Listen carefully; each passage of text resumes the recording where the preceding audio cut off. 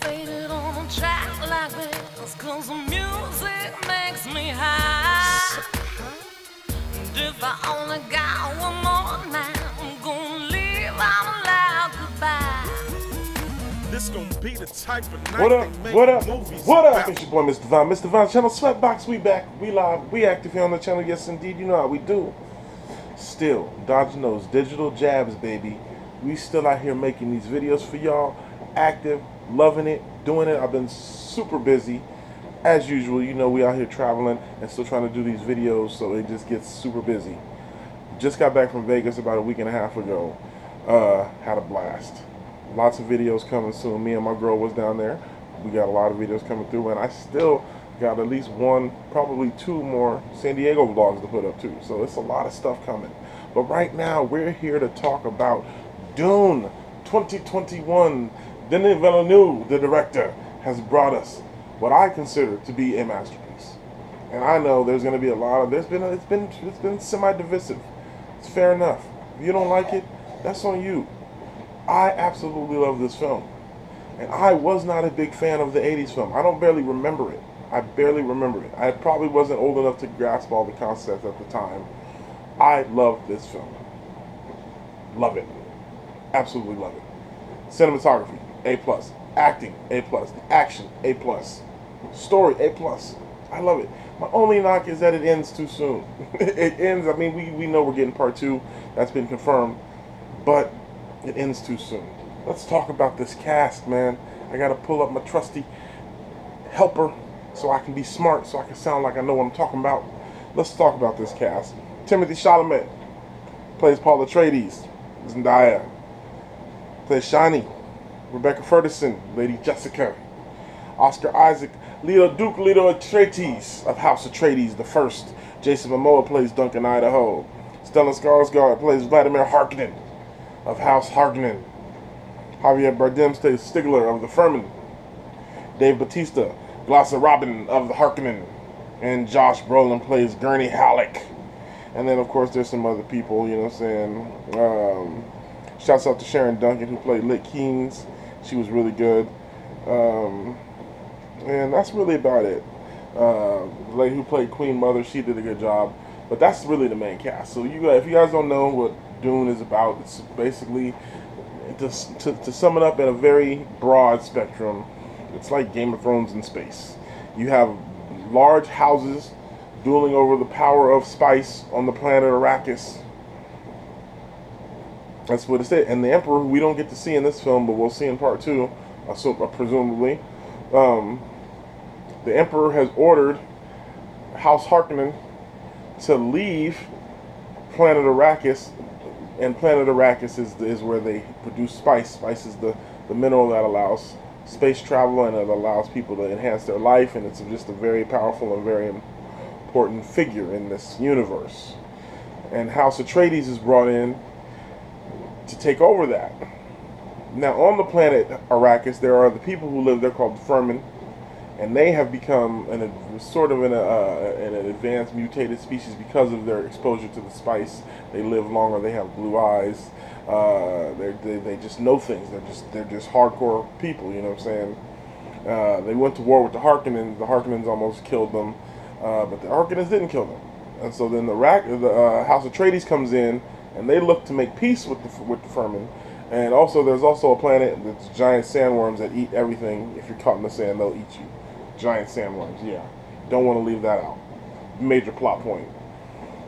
This movie was epic, man. Again, cinematography, the way Denis Villeneuve writes his characters, the way he writes dialogue. And I know, granted, again, a lot of this is taken from source material from the book and the 80s movie and all that. I really like this, man. I really like this movie. The character of Paul Atreides is a very relatable character. I love it. And Timothée Chalamet does a really good job portraying the struggle that Paul Atreides is having, of the burden of being the heir of House Atreides, but knowing that his mother was brought up under the Bene Gesserit, and it's crazy. He's got this power he wasn't supposed to be, but he has this power, and it's the whole scene when he first meets with the Queen Mother Bene Gesserit, and she uses her voice to bring him over. He's like, "How dare you use the voice on me?" When he's like, "You command my mother in my own house, in our own house." I mean, he was you could tell he's brought up royalty. You know what I'm saying? But it's not something that he was really looking for. It's just something that was forced upon him. And then the whole meeting with the lady with the Bene Gesserit, he puts his hand in the thing. It was great. It was great. I loved it. His visions. I love how he sees the visions of possible futures, not always a guaranteed future. For instance, he saw a vision of the dude who in his vision the dude was going to help him and show him the desert, but in real life he ends up having to fight him and kill him. And in a way, the dude did show him the ways of the desert by getting him by letting him kill him, by getting killed by him. So I really like this movie, man. It's a little, I mean, there's a lot. The action scene's great. Gurney, played by Josh Brolin, is a really likable character. Also, so is Duncan Idaho, played by what's my man, Aquaman. You know who I'm talking about? Jason Momoa. Two very likable characters. But this movie is based around your ability to relate to Paul Atreides and sister, what's her name? Rebecca Ferguson's character, Lady Jessica. I didn't have to look it up. I didn't have to look it up. I remembered. So if you can relate to that, if you're going to be able to, if you can find a connection with those characters, you're really going to get on board with this. Spoiler alert, by the way. I should have put this as a spoiler discussion. Oscar Isaac's character is a very relatable character. So when, spoiler alert, when his death comes, it has meaning and it hits you in a way. You know what I'm saying? And there's the scene when he's in the room with the leader of the Harkonnen, and he's like, "Your son is dead. Your concubine is dead. House Atreides lays in ruins and everything." And you can see he's paralyzed, but you see he just drops like one tear, and then he bites the tooth and he gives out the poison. And you're saying that was his last. It was his last chance, and he didn't get it done. Dude from the head of House Harkonnen survived. We'll see him in part 2. But the fall of House Atreides was very similar to what we've seen in epics like Game of Thrones, the fall of House Stark and stuff like that. But that whole scene, you know what I'm saying, when they start dropping the bombs on the ship, then Gurney, the scope of it, very well done. I loved it. I loved it. It was very well done. I love the battles between the Harkonnen, Sardaukar, you know what I'm saying? I love, first of all, we gotta acknowledge the Sardaukar.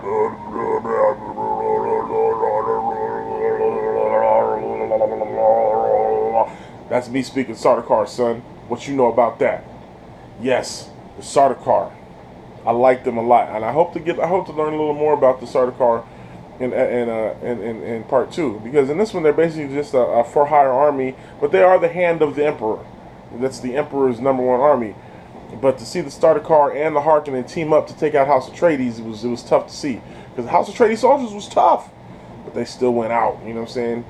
Even my man Duncan Idaho went out like a champ, but he still went out. You know what I'm saying? Gurney didn't. We don't see the fate of Gurney, so it's rumored that we're going to see him pop up in part 2. But he didn't go out. He didn't go out. I love the sparring scene between Gurney and Paul Atreides. I thought it was really well done. I thought that was just really good. You know what I'm saying? When he was telling them about the Harkonnens, you don't know about the Harkonnens, they're brutal. Josh Brolin's a very good actor, and I'm a fan of him. Thanos did nothing wrong. But no, man, I really enjoyed Dune, man. This is I can't speak highly enough about this. I cannot speak highly enough about it. Bravo, Denis Villeneuve. In my opinion, you have a very, very, very, very good film. It's very epic, the scope of it. Everything about this film feels epic. There feels like stakes, and I like it. I really enjoy this film. So I'm gonna give Dune an 8.5 out of 10. I like this film a lot. Go see Dune, especially if you get a chance to go see it in theaters. I mean, by this point you've already seen it. A lot of you have. If you haven't, why are you watching the spoiler review? But since I just spoiled it for you, go see it anyway. This movie is definitely worth seeing. I waited to see this in theater. I could have watched it on HBO Max. I waited to go see this in theater along with Eternals. With my review for Eternals will be up next. But go see this movie. I highly recommend it. And part 2's coming, so you gotta go see it. That's my review of Dune, part 1. Congratulations, Denis Villeneuve, and everybody involved. It's a really good movie. Yes, go see it. Alright, y'all. Until next time. You know how we do. Make sure you keep it locked. Check out everything we got on the channel. Travel vlogs, other movie reviews, trailer reactions. We got it all. Check them out, man. We here. We here. Las Vegas vlogs coming soon. Go check out San Diego vlogs. Go check out the first time we was in Vegas. Until next time, you know what to do. Peace. To the ends with you. I'm a girl.